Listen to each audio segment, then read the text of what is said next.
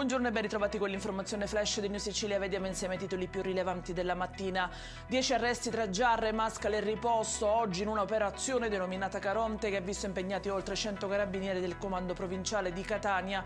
In manette anche 2 minorenni, sgominata una rete di spaccio nel comune di Riposto.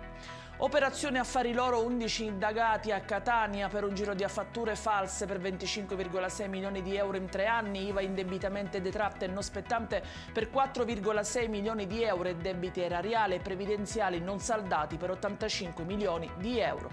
È quanto emerso da indagini della Finanza su 6 aziende di logistica, corrieri espressi e trasporto su strada in Sicilia. E sempre a Catania la Polizia di Stato ha arrestato un 36enne identificato come l'autore di una rapina ai danni di un cliente di un distributore automatico H24 del centro storico.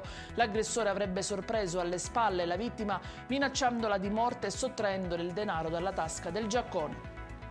A Palermo 2 giovani sono stati arrestati per tentato omicidio aggravato. Avrebbero agito insieme all'aiuto di 2 complici minorenni. Vittima un ragazzo ferito da colpi di arma da taglio all'addome e a una gamba mentre si trovava nei pressi di un locale nel quartiere Politeama a Borgo Vecchio.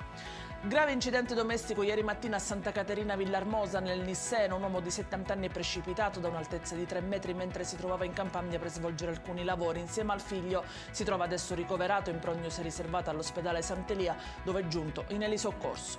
Ed è tutto per questa edizione. Vi ricordo come sempre che i dettagli su queste notizie li trovate sul nostro sito www.newsicilia.it. Grazie per averci seguito. Appuntamento più tardi alle 19:30. Arrivederci.